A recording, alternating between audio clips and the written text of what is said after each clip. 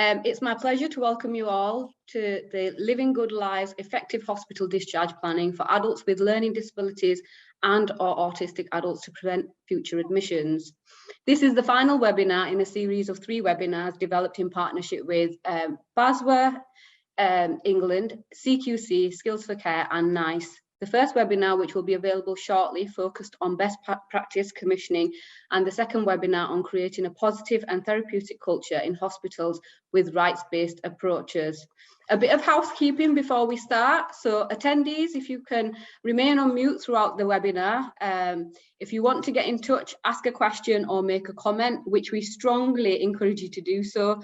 The more interaction, the better. Then please use the chat box, which can be found by clicking the speech bubble at the bottom of the screen if you're not familiar with Zoom. The resources referenced in today's webinars will be shared along with the presentation and post-evaluation forms following today's event. We are encouraging everyone that is on Twitter. So if you're on Twitter, post messages during the session. If you want to tweet during this webinar, use hashtag social work listening. So that'll be in the chat as well, hashtag social work listening. We would also like to make you aware that some people may find some of the presentations upsetting. If you would like further support or information about anything that we discussed today, then please do get in touch with us via the chat. We are conscious of the subject matter. So without further ado, I'm going to ask our speakers to introduce themselves, and have we got some speakers lined up for you today? First introductions, Hazel, would you like to introduce yourself? Good afternoon, I'm Hazel. I'm a retired emergency department nurse and a carer for my son. Thank you, Hazel. Lizzie, you're next. Hi, my name's Lizzie. I work for the Care Quality Commission in the engagement team. And we've done a lot of work on learning disabilities and people with autism in the last year. Thank you, Lizzie. Hi, Elaine. Elaine, could you go next, please? Hi, I'm Elaine James. I'm a service manager for a learning disability social work service in Bradford. Simon? Hi, I'm Simon Jones. I work for the NHS in Oxfordshire and I'm a learning disability nurse consultant. Moving on to Joanne. Hi, I'm Jo Silstone. I work for United Response and I'm here to talk about how we've utilised the PBS funding to gain a successful outcome for someone who's moved out of hospital. Thank you, Joanne.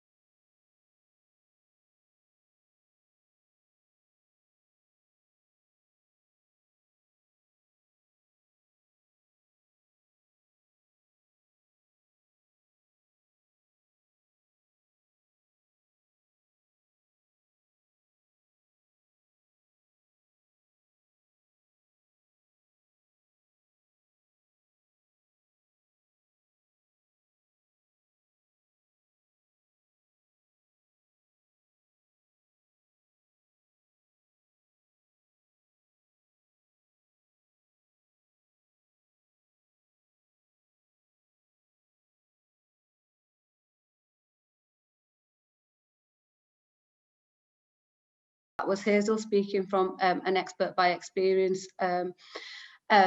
Hazel, can't thank you enough for sharing your story and your son's story. I think it takes so much inner strength to challenge the very services that should be there to support and enhance the people who draw on health and social care services. Why should it take a human rights lawyer to get the right accommodation, the right support and the right environment?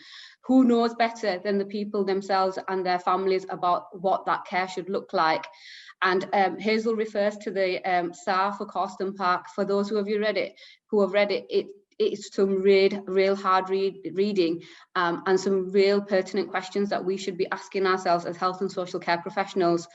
Hazel talks about the opportunities that we have to do so much better, including the legal frameworks that we now have to help us to get to the place that we need to be. Thank you again, Hazel, for sharing your story and your son's story.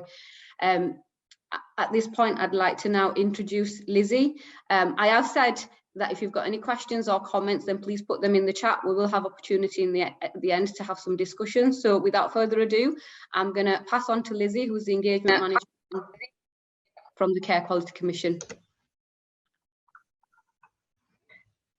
Hi everyone, nice to meet you. I'm going to talk a bit about our Home for Good report, which we've put out recently, and it basically tells a story of people that were originally in inpatient units and in hospital and how they moved into the community. So it really shows a difference that good discharge planning can make, and it shows that there is no single model of care and support that explains why some support might work for some people and it doesn't for others. But there are lots of common threads. Before I launch into it though, I just wanted to thank Hazel because she's done an awful lot of work with us and so have other families to get to this point where we're in the position to produce a report like this, where we're looking for good practice and we're trying to improve the system rather than going back on things like Wharton Hall, etc., and going through those things over and over again. I think we need to, look ahead to how we can improve this so that we don't have those situations happening over and over again. Can we go to the next slide, please? So the stories tell us that when planning someone's moved to hospital, the things that we need to think about are clinical and health professionals, community teams, and especially in this story that I'm just going to talk about now, and Diane's story, including occupational and speech and language therapists where appropriate. So Diane is one of the people that we spoke to for this report. So Diane's 38 years old. She has a learning disability and mental health needs. She spent 16 years living in a secure hospital. In hospital, she injured herself out of frustration. She was restrained a lot, and the staff bullied her and told her that she would never have a good life out of hospital. As part of Transforming Care, a new service worked with the council to move Diane into the community. A provider working in partnership with the local authority and CCG, Clinical Commissioning Group, to develop services in response to Transforming Care, agreed to look at Diane's case. This was led by the provider, which assembled a team including a psychiatrist, a psychologist, an occupational therapist and a counsellor. Diane, the new provider, and other professionals created a transition plan, taking into account their understanding of previous placement breakdowns. The staff identified to work with Diane directly reflected her interests and her needs. They spent time getting to know her before she was discharged, visiting her on the ward and finding out what she liked to do so that they could build a support plan around her that would accommodate this. They also supported Diane to visit her new home. The idea was to create a home where Diane would be as comfortable as possible as soon as she moved in, and she would be supported by people she knew really well. When Diane was moved from hospital into her new home, she already knew the staff that would support her. And Diane moved into this home 8 years ago. So she still lives there now with a lot less support, and she feels a lot more confident and independent and takes the bus to college on her own. So that's just one example of how working together, local agencies working together, and this idea of actually spending time with the person in the new placement in their new home before they actually go into it, I think has been a key part of many of the really positive stories that we've heard. And it's not rocket science, but often to get those two services to align, the hospital to align and then the community service to align, so you have that potentially double funding for some time before someone actually moves into the service, can make a huge difference, but often doesn't happen. So can we move on to the next slide? That's all right. So this is about the importance of family involvement. So we know that family involvement in all aspects of care planning, where the person has a good relationship with their family, increases the chance of a good outcome. And that usually involves creating support close to a person's home and where their community is. So I'm just going to briefly talk about Simon. So Simon's 26 years old and he spent 5 years in hospitals. In hospital, he was restrained a lot. Simon's mum asked a new support service if they would help Simon live in the community instead. The service worked with Simon's mum, the hospital that Simon was in, and a care team to make a plan to move Simon. He and his mum developed job profiles detailing the necessary skills, attributes and interests to attract the right people to work with him. Once they were appointed, staff were given a bespoke induction based on Simon's requirements, parts of which his mum attended. The induction emphasised understanding the impact of the trauma Simon had experienced in hospital, and this included non-abusive psychological and physical intervention training that really promotes de-escalation and the absolute least restrictive options. Lots of people stayed closely involved in Simon's move to his new home, and he started to be a lot happier. Simon's new home was only 40 minutes away from his family, so he could still see them. And after moving in, Simon went swimming for the first time in 6 years, which is something he always said he really liked doing, and he liked to go paddling in the sea and eat fish and chips. The support team have a close relationship with Simon's family now, and Simon's family continue to help and train new staff to say what he might prefer in the future and if his needs might be changing. So I think that really illustrates the importance of family involvement there. And then moving on to the next slide. This is about housing and environment. So throughout a lot of our work, including this one especially, one of the key barriers to people moving out of hospital, and professionals that have worked in this area will know this really well, is actually having that right place in the community for someone to move to. And that can be the biggest barrier to supporting people to move into the right place. So our report talks about the fact that that's actually a really essential prerequisite for people being able to even leave hospital and for service to actually properly think about it seriously. This might mean, in advance of that happening, building a specific purpose-built house or adapting an existing property. But again, it is the right thing to do for people that, you know, need to be moving out of hospital back into the community to start living much more fulfilling lives. So I'm going to talk about Michael's story. So Michael's an autistic man, he's 45. He's lived in 10 different institutional settings since the age of 6, and that's included 2 hospitals. In those settings, he was restrained multiple times a week and was on daily psychotropic medication and had 5-to-1 support at one point. But after moving to a new bungalow in the south of England in 2013, Michael's life really began to change. Within 4 years, he was off antipsychotropic medication and he was no longer being restrained. And his support fell to 2-to-1 at home and 3-to-1 in the community. Michael's purpose-built home has an autism-friendly design with assistive technology. The build itself was a result of partnership between provider, health and social care services, and then was further developed on by another provider. The open plan design of the 1-bedroom bungalow is really modern, so there's no sensory overstimulation. It's got plain colours, uncluttered spaces, and an absence of fussy fixtures and fittings like curtain ties or visible pipework to create a calm environment. And that was because that was what Michael wanted. A challenge initially was reassuring Michael's family that after a succession of support failures, the new bungalow would be a real success.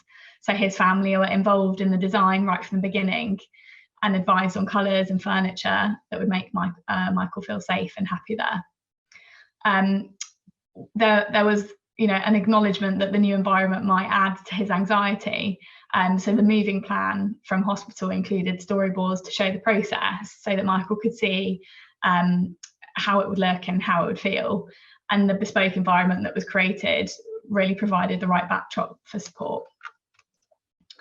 And then finally, just before I finished, a final story about, if we move on to the next slide, about specialist community teams and the importance of real well-trained people in the community that put people's lives at the heart of what they do. So we really saw a lot of success where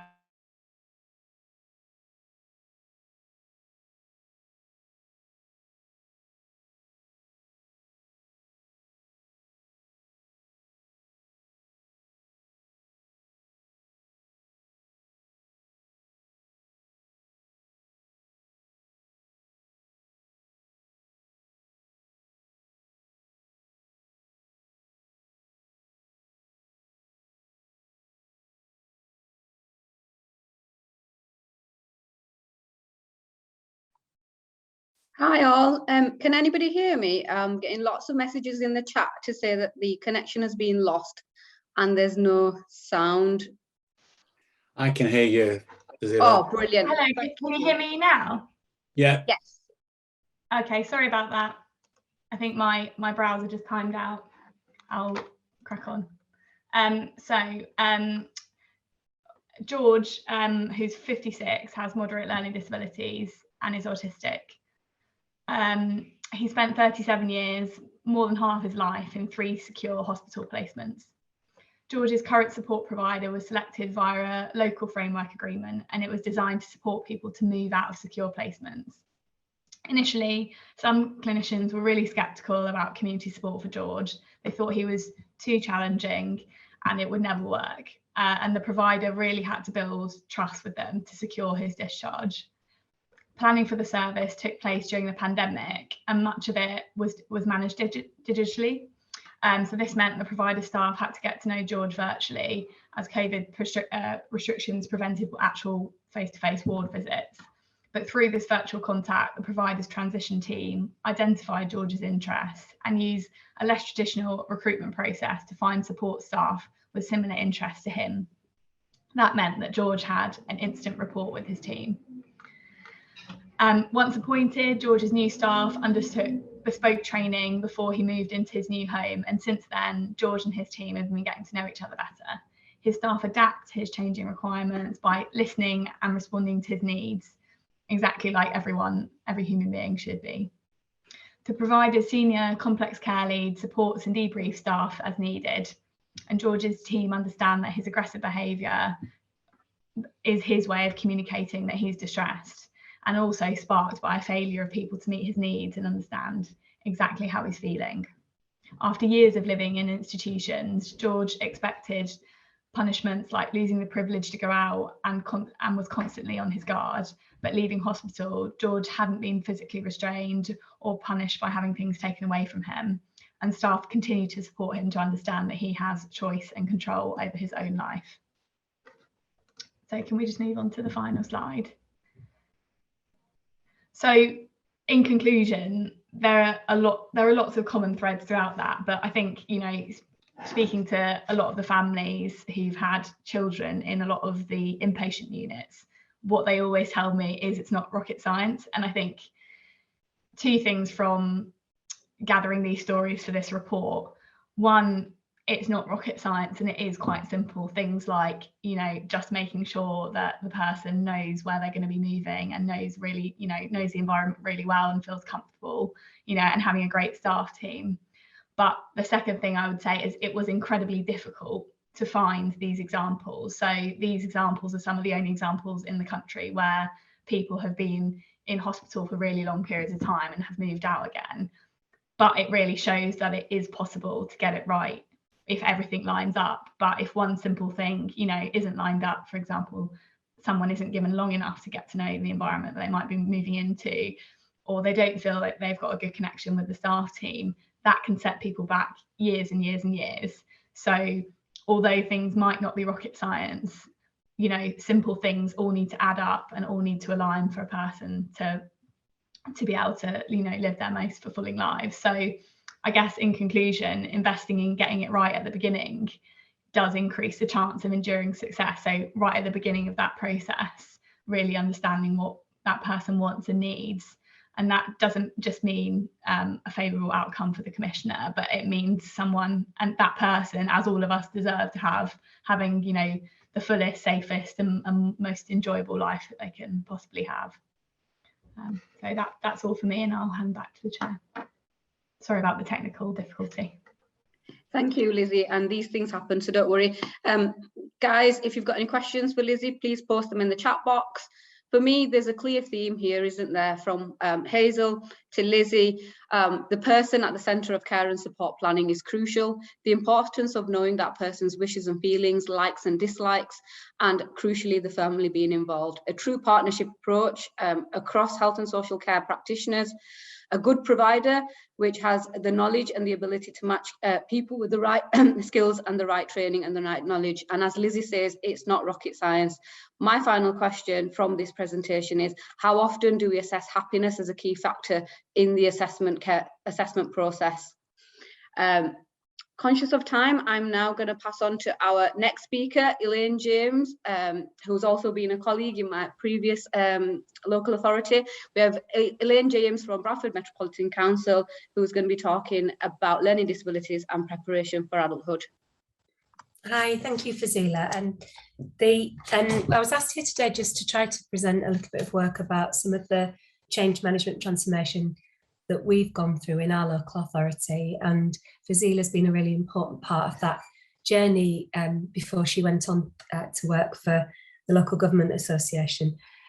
We began a really focused piece of work around transforming the culture of practice within the Learning Disability Social Work Service, really from 2018. So we're about 3 years in, and we're probably not even halfway through where we need to be.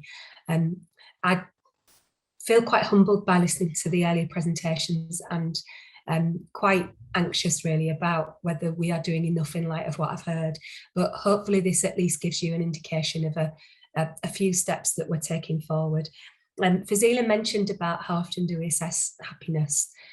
You will notice that up on our board there's a cartoon.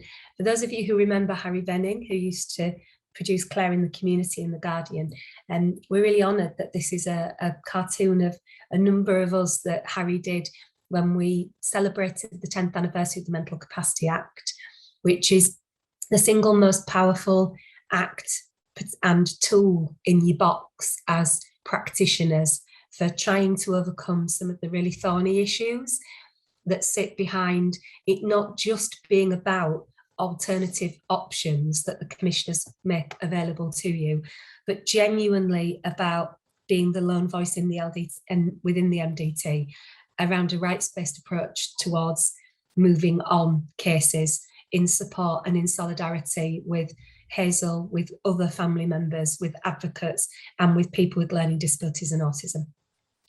So if you can just take me to the next slide, please. When we started our journey, we were red rated on the national dashboard for transforming care with NHS England, and we had quite significant involvement going on at that stage around trying to understand. We have a local assessment and treatment unit which was fully booked with every bed taken up by somebody from Bradford with learning disabilities and autism.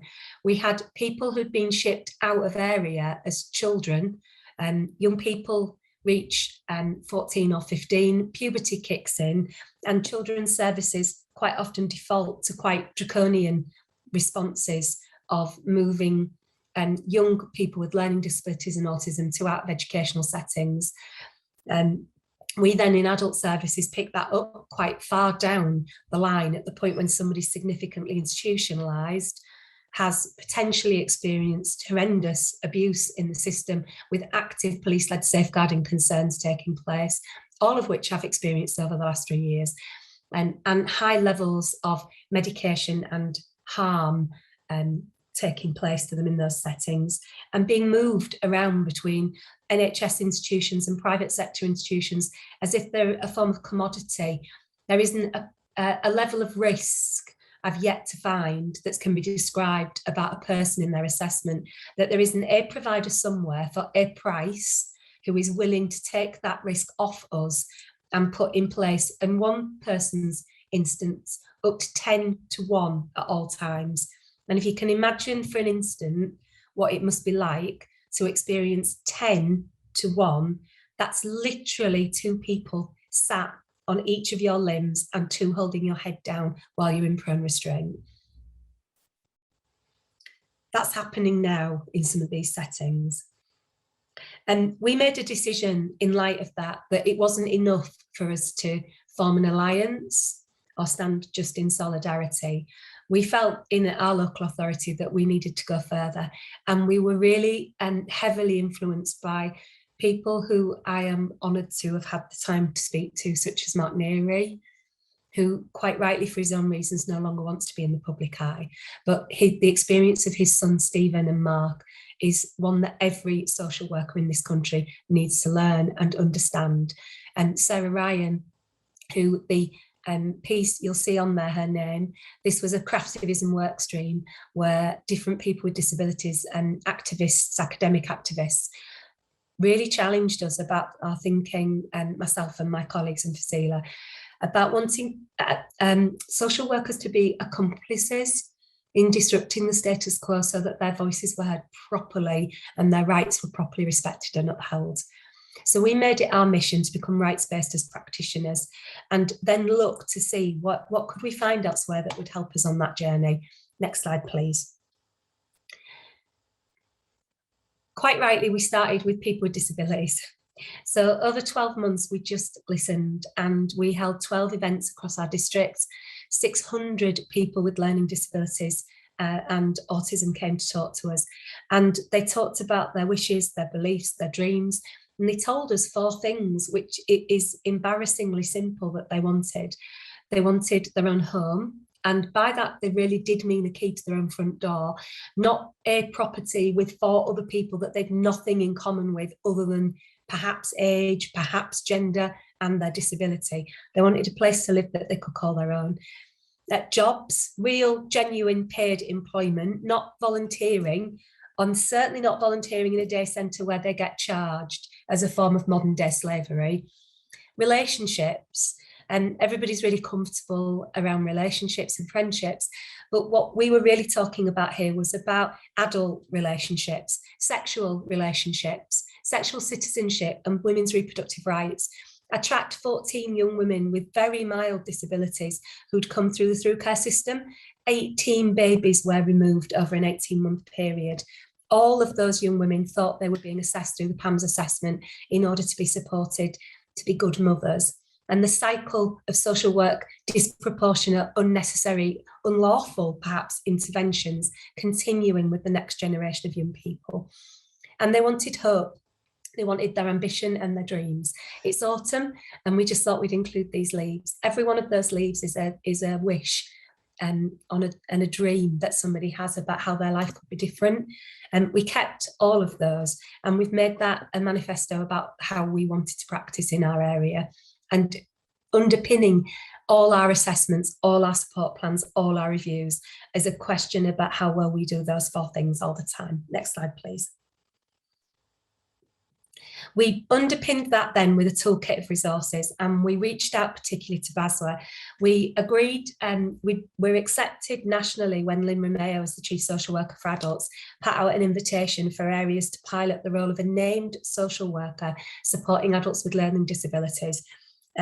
We worked with BASWA on piloting and testing the capability statement for adults with learning disabilities, and we actively engaged in the Homes Not Hospital programme, all of which we felt really strongly connected with our social work values and ethics.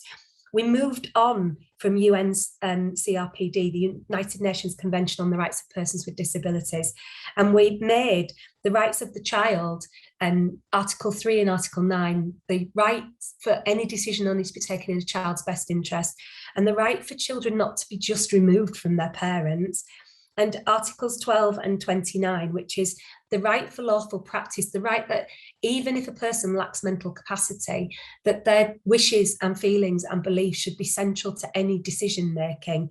And Article 29, which is the right to be involved in democratic due process. There's no bigger decision than who runs the country. We made promoting voting and democracy on the part of adults with learning disabilities a core mission.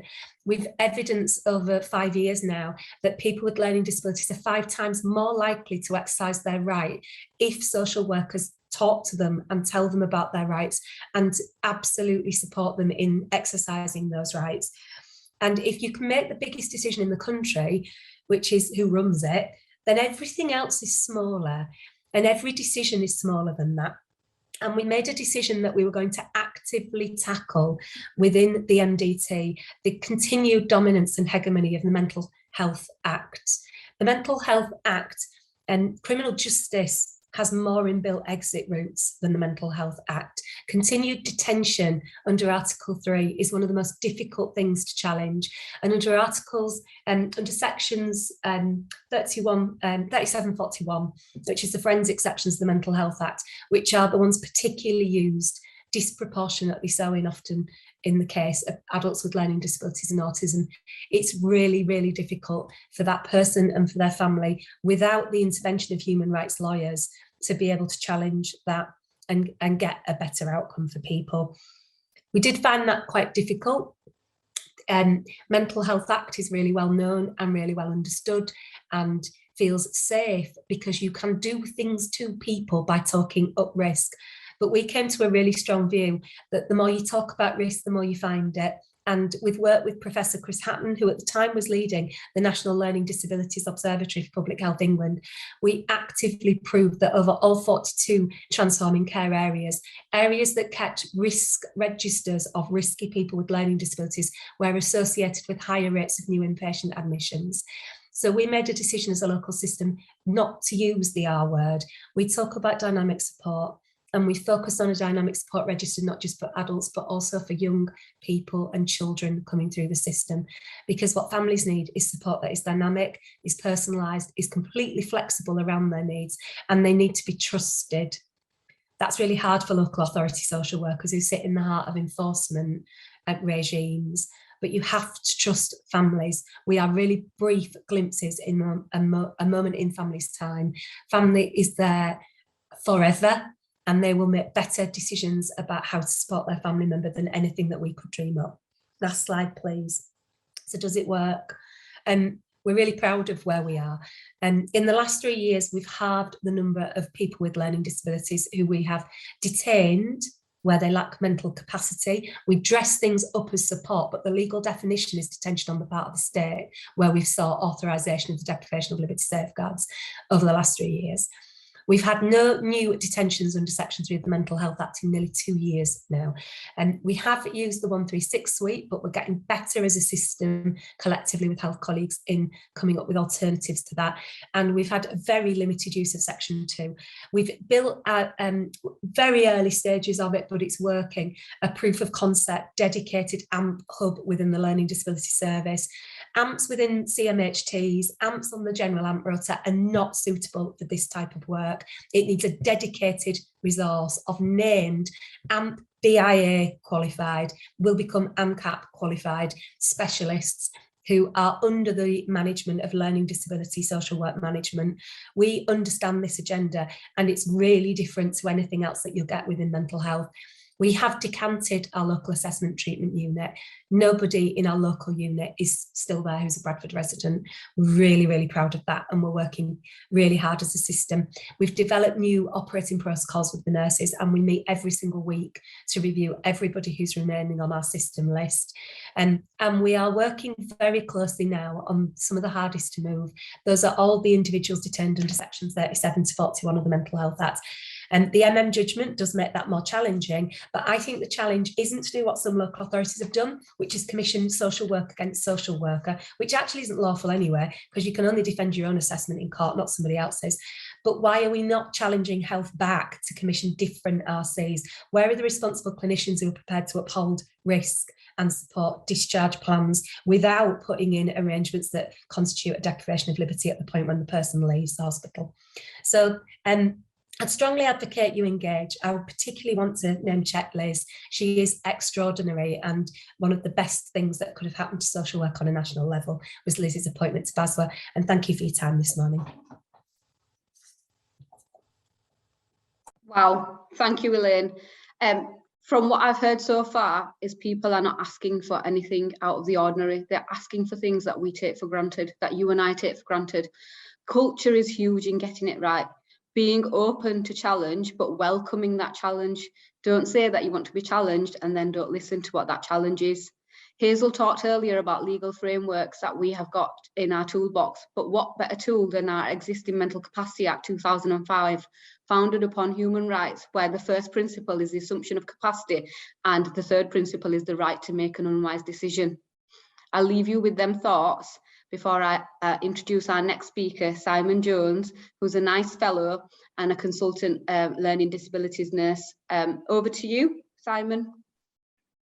Thank you very much. And yeah, I'm a nurse consultant working in Oxfordshire, so I'm part of the what's needed when someone is being discharged. Just one element, which is the community clinical teams, and we look to work in partnership with the local providers. But one thing I would like to just reiterate was spoken about earlier, was about the importance of getting the environment right. I think people really underestimate how important, when somebody's moving out of hospital, the significance of the right environment. And I think it's actually not that difficult to decide whether the environment's right. You just go and have a look at the place and think, well, would I like to live here? And if the answer is no, then you've answered your own question. Could I have the next slide, please? So I'm just briefly going to talk about the importance of annual health checks, taking a lifespan approach, what support an MDT can give you, and the general awareness of NICE guidelines that are relevant to good hospital discharges. So can I have the next slide, please? So the annual health check has been put in place really to address what we know from research is around the poorer life expectancy of people with a learning disability and also people with autism. Both patient groups we now know are much more likely to have health issues, both physical and mental. And we have known for some time that people with a learning disability typically have poorer physical health and mental health. We're now seeing exactly that same picture with people with autism, more prone to mental health issues, but equally more prone to physical health issues. Whether that's due to ineffective, shall we say, healthcare, the lack of reasonable adjustments being made to enable someone to access healthcare, or other factors, I think we're still learning about that. But I think one of the key things that I find in the areas I work in is that we talk about reasonable adjustments. And I have to say, I think that's poor jargon, really. Reasonable adjustments sounds as though it's a sort of nice thing to do. I think if we reframed it as being absolutely essential adjustments to enable someone to access healthcare, perhaps we might be a bit nearer the mark.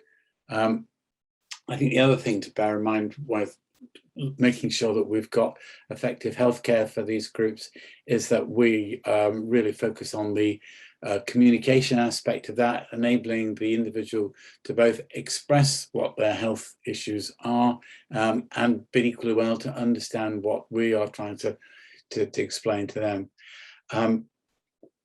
I think also people need to be clear that an annual health check is probably the one and only time somebody gets a comprehensive health check. You may be seeing the doctor on a regular basis for all sorts of individual things, but that doesn't mean to say you're going to have all aspects of your healthcare looked at. And I think the client groups we're talking about, the patient groups we're talking about, are quite likely to have physical health issues, and these are almost certainly going to impact on how they present and whether that person perhaps displays behaviours of concern. So making sure somebody's physical health is good and that they don't have any unmet needs is absolutely essential, similarly with their mental health. Can you have the next slide, please?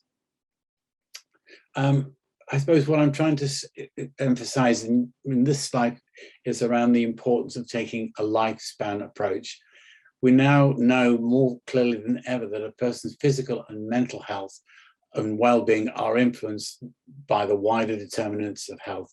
And these are all interlinked. So there's a diverse range of social, economic and environmental factors alongside genetic and behavioral risk factors, which cluster in a particular population. And therefore we must look at the patient holistically. We cannot deal with this person has epilepsy. We'll just treat that in isolation as though that's a sort of standalone element, whereas in fact, everybody's health, their physical and their emotional and their psychological health are all interlinked, and we need to look at those things together.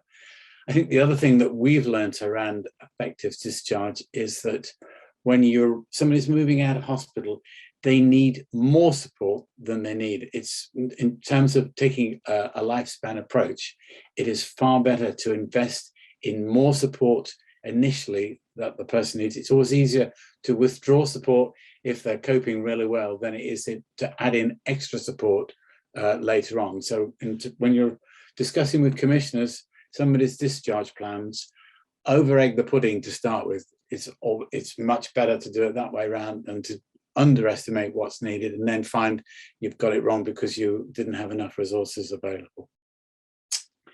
Could I have the next slide, please? So I work as part of a multidisciplinary team, and I think we, in partnership with a support provider, can really help aid effective discharges. So the teams are made up of, and this is a sort of typical cross-section of what a community team will comprise. So you will have the medical side of things, so which is typically a psychiatrist who will be involved in looking at somebody's health and well-being, their physical, their mental health, their medication regime. Then you will have psychology, typically a consultant psychologist who can give you guidance on all aspects of the person's care, but perhaps more importantly, their formulation and their, if they've got behaviours of concern, what might be the function of those behaviours and how you might address those. Occupational and physical therapy, equally really important. Occupational health can give you guidance in terms of creating a suitable environment, and they can also help you around helping the person have a fulfilling and meaningful life and spend their day doing things that are enjoyable and fulfilling. Nursing obviously covers all aspects of physical and mental health and will link very well with the annual health check. Speech and language, equally important. It's really vital if the individual you're trying to support cannot express themselves adequately or is unclear about what you're trying to tell them, then you're going to have problems right from the outset. And I think it's interesting to reflect on, if you're looking at incidents that someone might have experienced, how often is a failure in communication at the actual heart of that incident? That also leads into many community teams now have behavioral analysis as parts of their teams and can give you some equally good advice on developing positive behavior support plans and also trying to understand the functions of behavior and interpreting ABC reporting. Dietitians, really important. Somebody needs to have a good diet that's enjoyable. We know that a lot of people with a learning disability and perhaps also autism have obesity issues, more prone to diabetes, etc. So dietitian vital. Really enlightened teams have arts therapists who can provide drama, music and arts therapy, and these are not these go way beyond just sort of meaningful activities. These are ways that someone who perhaps cannot express themselves verbally can communicate distress or trauma that they might have experienced previously. Then we need to have alongside that social environmental, and obviously we need to make sure there are any safeguarding issues are being monitored and addressed very promptly.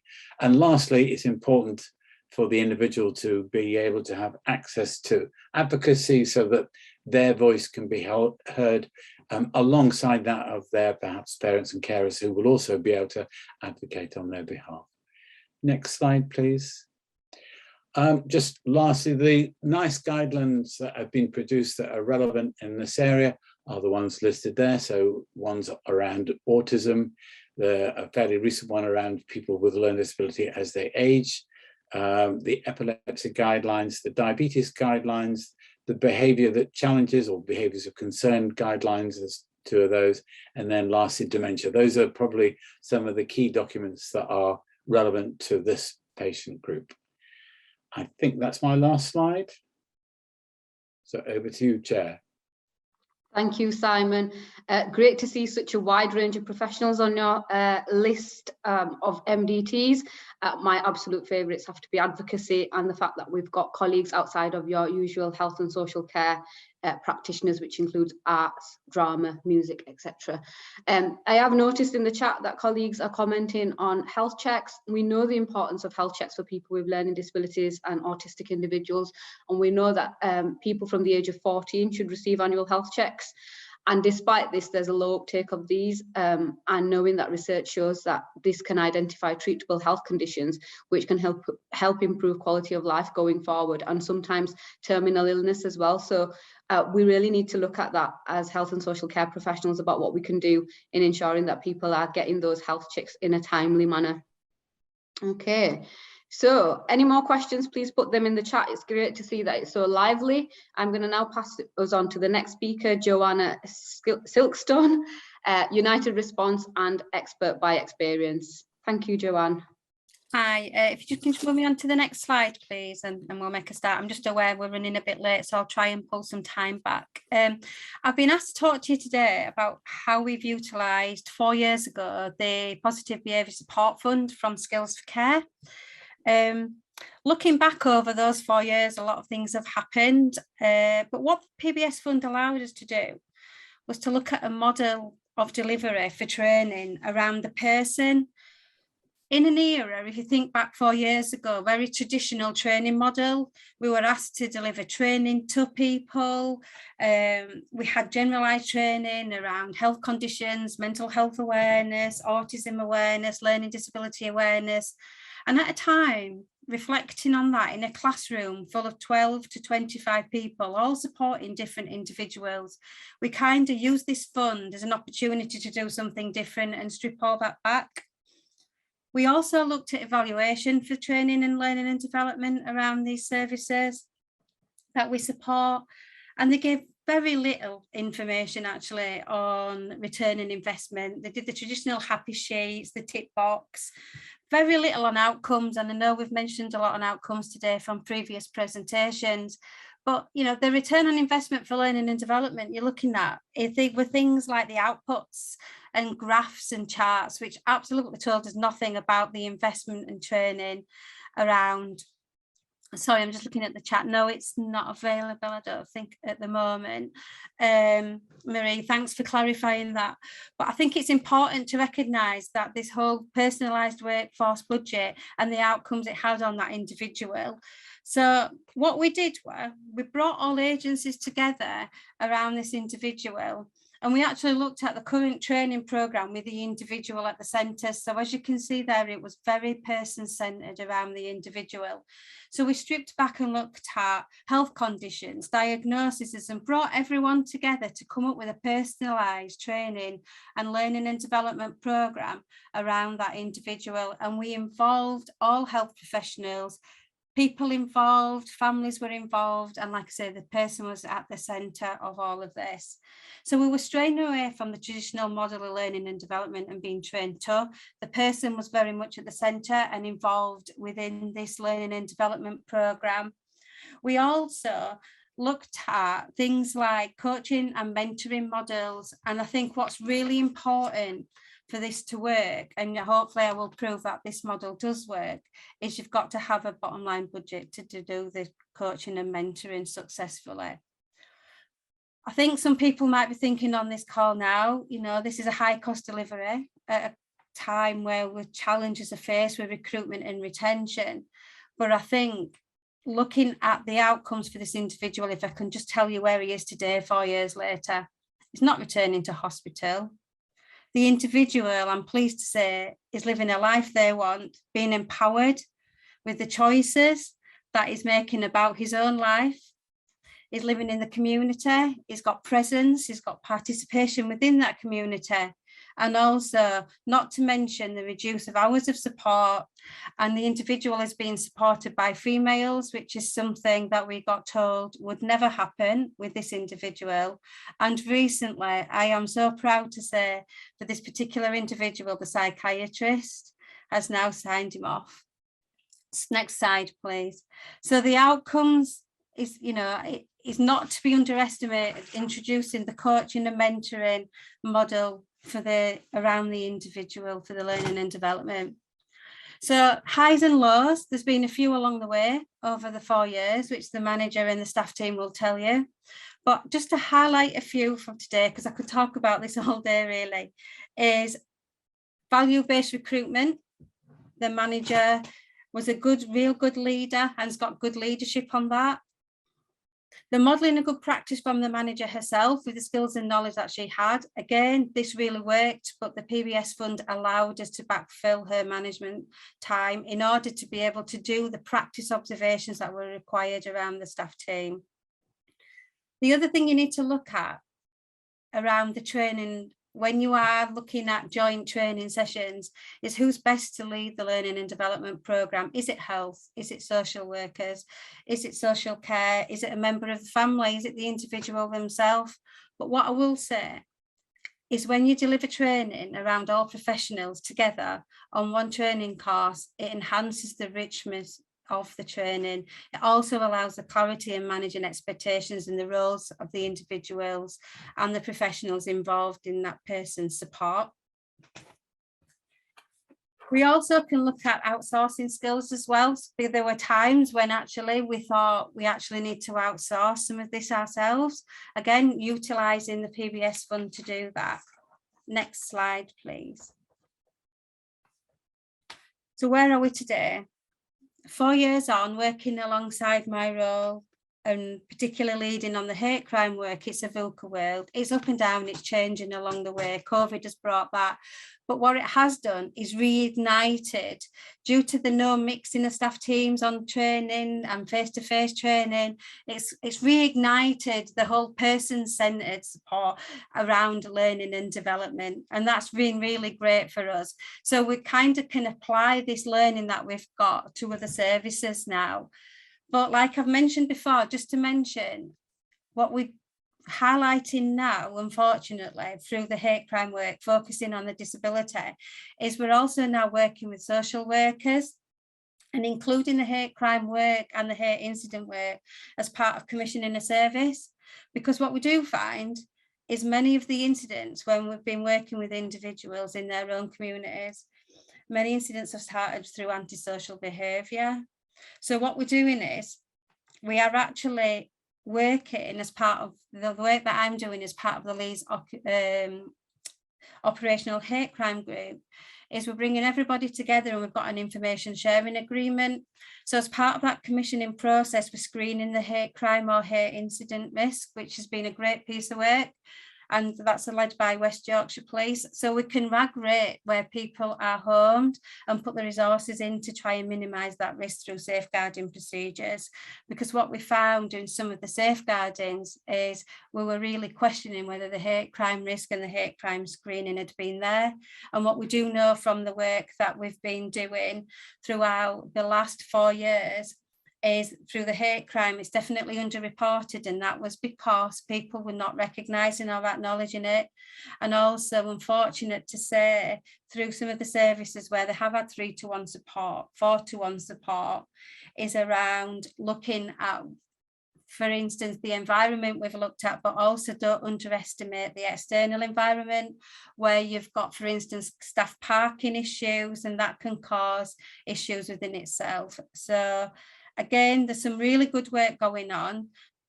Don't underestimate the coaching and mentoring around the person-centeredness around that, and really start and look at outcomes as part of delivery rather than just outputs as well. And that's it from me. Thank you.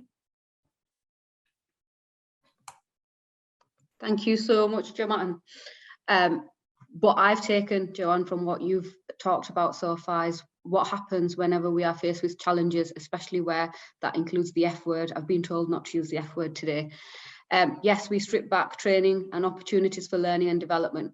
However, this is the very investment that we should continue given the challenging times that we face.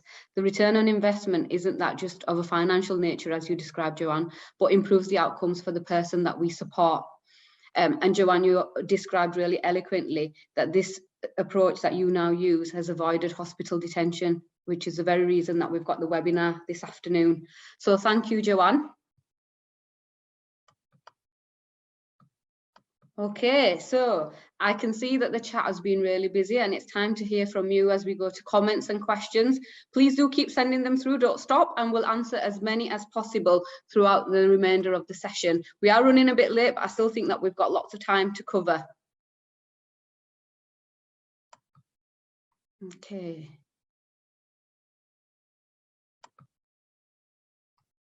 Okay, so the first question that I've got goes to Lizzie. Lizzie, if you wouldn't mind turning on your camera. First question for you is, how do we overcome the barriers to lack of adaptable housing for people in the community? I think that's a really good question, and that's part of the reason why we wanted to do that report. I think a lot of it is about thinking ahead, and I think we're so used to constantly trying to manage the situation at hand, and I say this like, you know, across every level of the system, just almost like firefighting. I think especially in the last 10 years, rather than being in a position where we can look ahead and start planning ahead, that we just haven't started to plan ahead, and that's something, you know, as CQC we want to move into the space of, as Hazel was saying, the last year we've been really focusing on learning disabilities and autism, and now as part of Debbie Ivanova's work, who's our lead Deputy Chief Inspector for that, we're starting to be able to have the space, after taking quite a lot of regulatory action, to start trying to influence that piece. So looking ahead and trying to, you know, work with Department of Health and Social Care, NHS England, and Ministry of Housing and Local Government, and levelling up to try and see what can be done to think about, you know, what kind of support are people going to need in a year or 2 years time.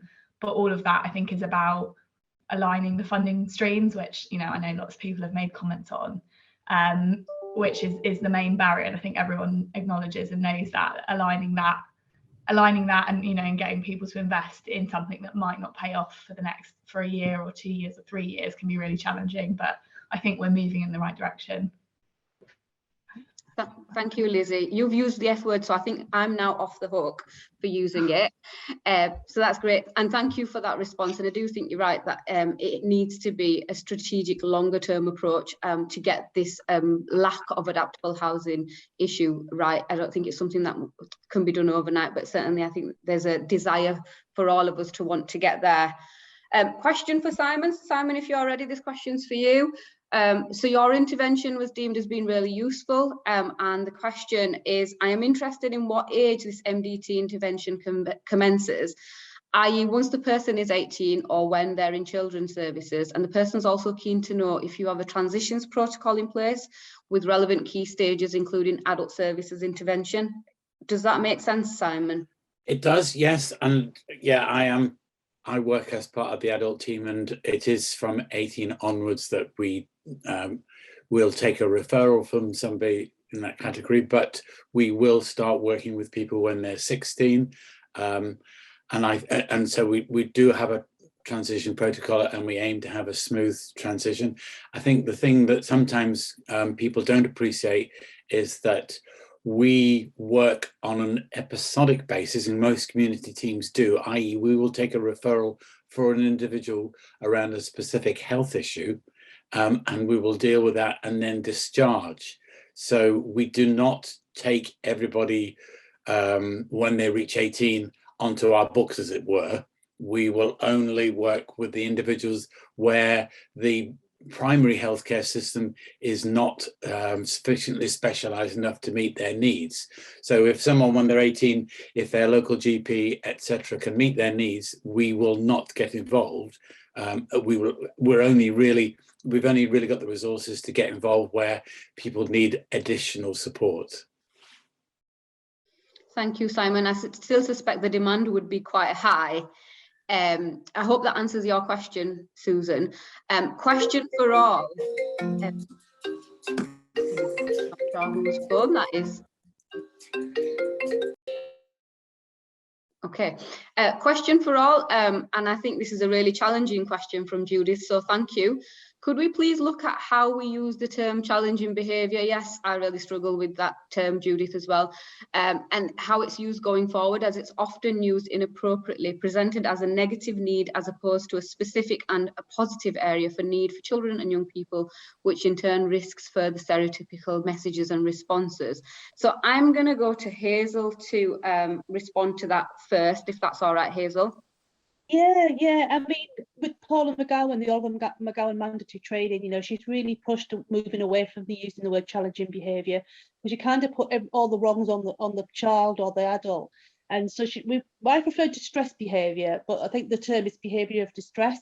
You know, all behaviour is communication, and we do have this professionals confusing autistic distress and behaviour as a mental illness presentation, and then we go down the wrong pathway because all sorts of problems, and vice versa. That's why we really need to understand autism.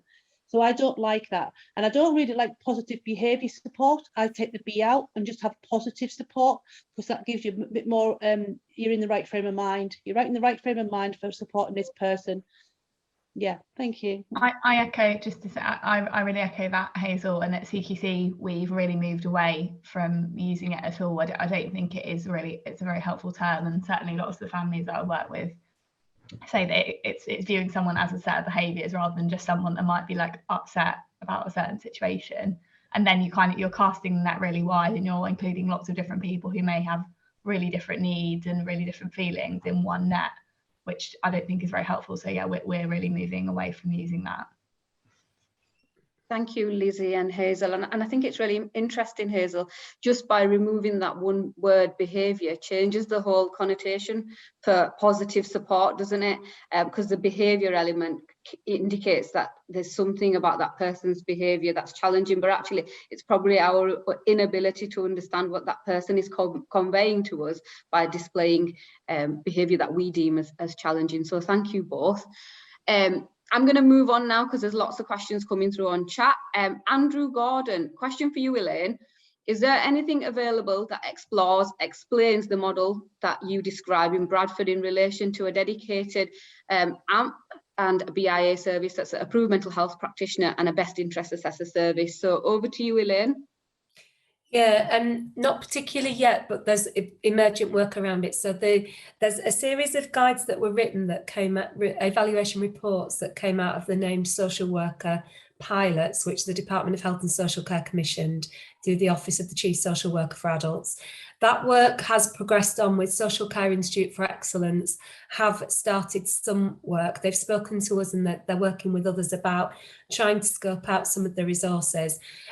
We've had quite a few conversations with Lizzie. We were part of the group that contributed and tested the professional capability statements for adults with learning disabilities and autistic adults, and the resources toolkit that BASWA produced captures fairly strongly, if you look at the model that is embedded into that resources pack and the self-assessment process that you can use in your own local authority if it's helpful to do so. It starts with human rights up at the top, which is where we started. We started with a really strong commitment and started legal literacy training with human rights barristers for all our social workers, and then created an MCA lead role, and it naturally evolved that we recognised the interface between the Mental Health Act and the Mental Capacity Act as a core blockage in the system where people get stuck. And then I think that plays into that question around language and how language is used to separate and distance professionals from the human impact of the decision making around any individual person with a learning disability. So that idea about kind of the complexity complex that you've got, where we start talking up complex behaviours as if people are complex, and they're not really. They just want 4 really simple things everybody wants. So we have developed some role profiles, and we are now working on a new dedicated role profile in our local authority. And as I said, we've heavily invested in training up BIA AMPs, who are BIAs first and foremost, and will become our AMCAPs as we move into the as we move on. But it's because all we're now really focusing, the only people we've really got left in detained under Section 3 are detained under really quite complex, legally complex arrangements. So it becomes really important that we've got social workers at a level who have the technical knowledge to do that.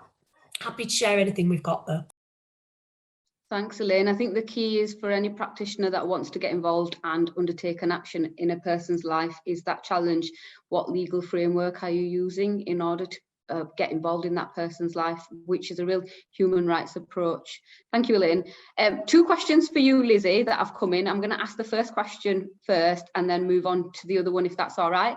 So what sort of non-traditional recruitment methods were used? I think recruitment was a real key theme that was coming up in the chat. And what method of bespoke training was used? So that's over to you, Lizzie.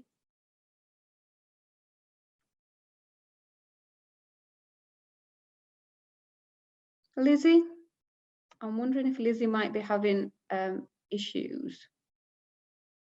She's just sent a message that she's had to leave for Zila. Okay. Thank you. The other thing that might be worth checking as well, and there's a dedicated resource that NICE have produced, which I don't know if it's published yet for Zila, but certainly they've been working on it. It's a set of national standards for social work intervention in this space around adults with really complex disabilities, and that might be something that people might find really useful as a resource. Brilliant, thanks, Elaine. I think colleagues have put in the chat that they're going to be sending out links, so hopefully we can send out any of that information too. Joanne, question for you. How do agencies screen for hate crime, hate incidents risks to an individual as part of the assessment commissioning processes? So Joanne, would you mind coming in to answer that question, please? No, this is very early work that we're doing now with Leeds City Council and West Yorkshire Police. I think the main thing for me is not to underestimate the network and community support around you. So if you look at that, and then you can, through the information sharing agreements, you can look at where the hotspots are, where the disability hate crimes are happening, hate crimes or incidents are happening. And then as part of that, through that information sharing agreement, it will allow the social worker as part of this commissioning process to be able to build up a picture under safeguarding around that individual, around the housing and things like that. The other thing we are working on at the moment with the safeguarding and risk management, again is in Leeds as a pilot at the moment, is during the assessment is working on some key questions which I can send out after this webinar. So when they are looking at, for instance, the mate crime, but again the mate crime is, you know, terminology we've found people are really struggling with that when, you know, when they are talking about their mates. So it's about screening, are they really their mates? And the other thing I just want to mention as well is around the cocooing, and the typology around that has changed, which again, through COVID, where, you know, people are no longer being shipped off from Merseyside to London and back again. It's been within the next street, even some cocooing cases where people's homes have been taken over through gang members. So it's just to be aware of that as well. So we are looking at some screening questions as part of the social work assessment that we're going to pilot, like I say. So I'm more than happy to send them on after this webinar. Thank you. I think they'll be really useful. I think many of us struggle with that area of hate and mate crime, and would want to have some sort of supporting tools to address some of those concerns. Simon, question for you, and I'm really interested in this from more recently our experience of COVID. So the question from Judith is, what work is being undertaken to ensure parity of access to diagnostic screening for individuals who cannot tolerate invasive diagnostics such as smears, mammograms, blood tests, etc., which are key to early detection and subsequent treatment? What specific sensory desensitization work is being considered, as well as alternative and virtual screening? I'm interested, Simon, also from a perspective of COVID vaccinations, etc. So just to put that in. Thank you, Judith. And question for you, Simon. Well, thank you for that. I think it's a very good question. I'm not sure the answer is quite as good, though. We've been doing, certainly in the area I work in, we have actually been doing some desensitization work with individuals, and I suppose also under the heading of reasonable adjustments, and it has been successful. I think it's not easy. It takes quite a bit of time and input, but clearly And I think also one of the things we've learned as well is to do things in advance. Don't wait until somebody needs blood taken or needs to have screening because you've got concerns. Think about it really early on.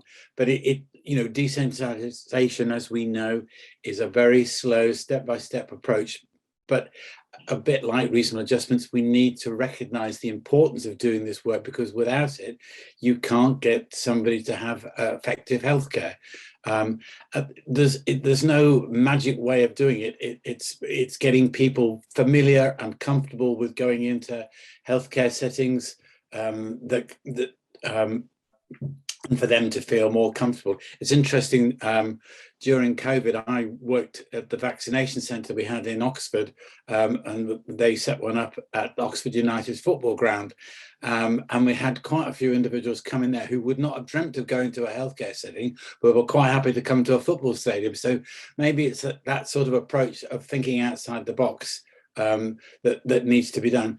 I think the other thing I'm aware is that the NHS are working on putting not just a reasonable adjustment flag on people's health record, but also details of what those reasonable adjustments need to be.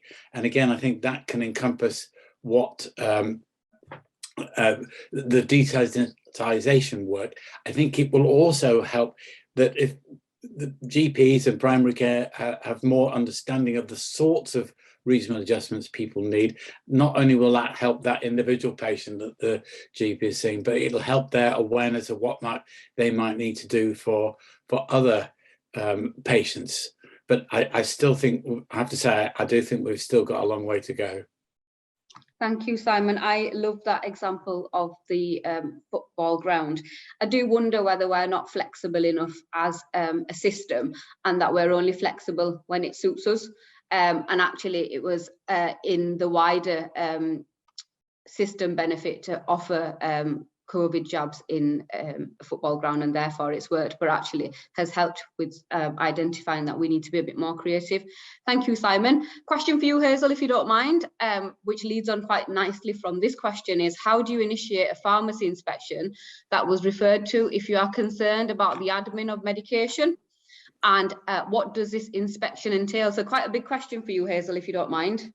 Yeah, I don't carry out inspections. You mean when you're in a CQC inspection in the pharmacy? Well, I can talk from the NHS England stop over medication of autistic people with learning disabilities and stamp for children, because I've part of that for some years. And you know, obviously that came around after the Winterbourne, when people went in and found, well, some awful things, and people were on psychotropic medicines in the absence of the condition they're indicated for. And we are trying to set up stomp clinics right across the country, really. But you know, if anybody can ask for a medication review if you think that the person is over medicated or inappropriately medicated, and you can't do any other interventions with them. And if they're under the GP, then you go back to the GP. If they're under the psychiatrist, you go back to the psychiatrist. I developed 8 questions for all people to ask the prescriber, because sometimes they don't feel confident or they don't have that knowledge. So even if you're a social worker or an OT, or anybody can ask for a medication review if you think the medicine's not really helping or making any difference with a person. And we do get a lot of safeguarding alerts around prescribing as well, in the community and in patient settings. You know, and we do pilots, and we get pharmacists from mental health hospitals and community pharmacists to go in, look at about 40-50 care homes where autistic people with learning disability reside.